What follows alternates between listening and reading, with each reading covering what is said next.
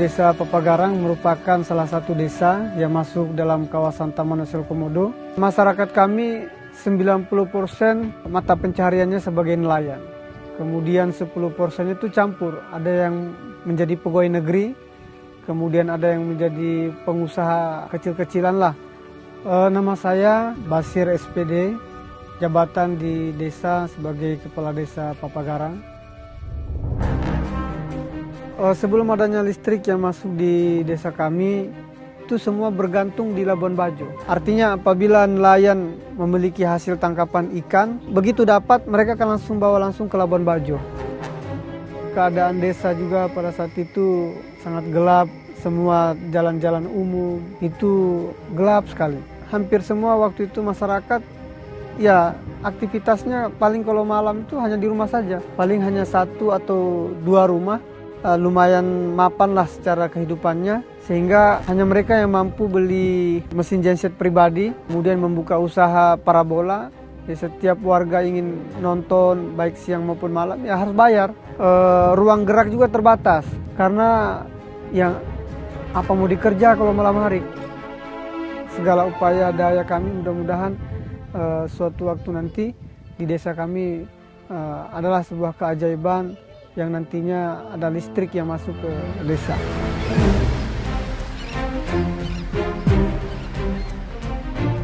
Ada pengusaha lokal punya inisiatif untuk usaha listrik dengan membeli dan modal sendiri, yaitu mesin diesel. Mulailah dioperasikan daripada mesin diesel. Ini sekitar tahun 2005.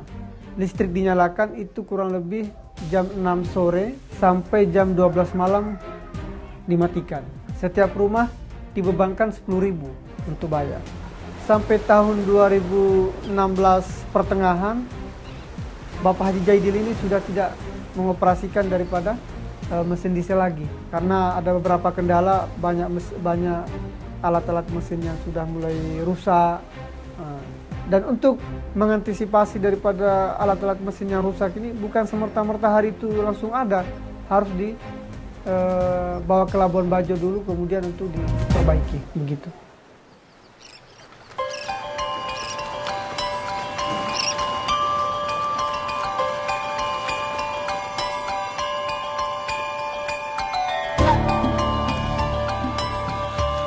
Alhamdulillah setelah PLN atau PLTS masuk, sehingga perputaran ekonomi, laju ekonomi dalam masyarakat juga akhirnya berkembang dan sendirinya.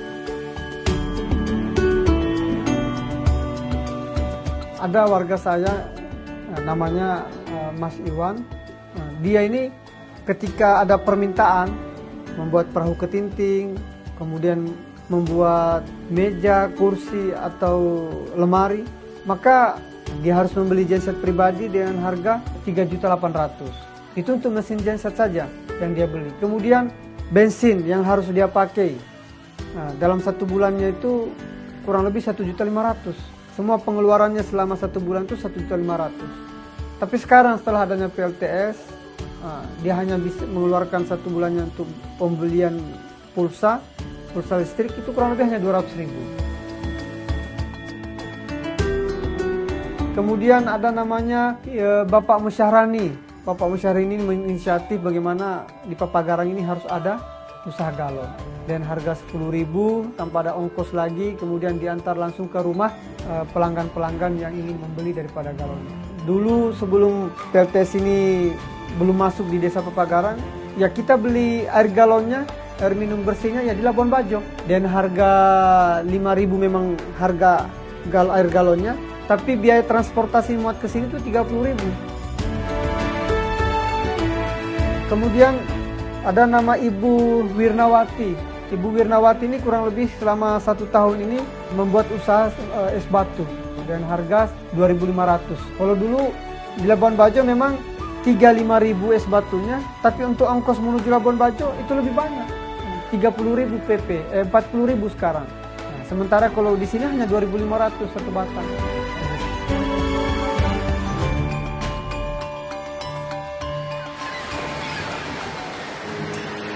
Hampir semua warga itu menggunakan daya 900 volt ampere. Dalam rumahnya mereka ini hanya misalnya menggunakan TV saja dan bola lampu listriknya saja misalnya.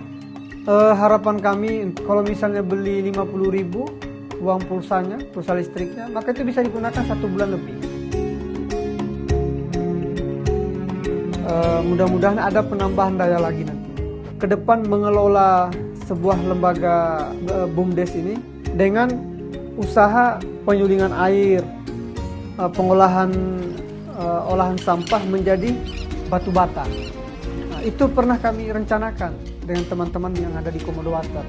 Namun kami terkendala sekarang ini menyangkut masalah pasokan listrik. Nah, karena kan terbatas 380 kWp.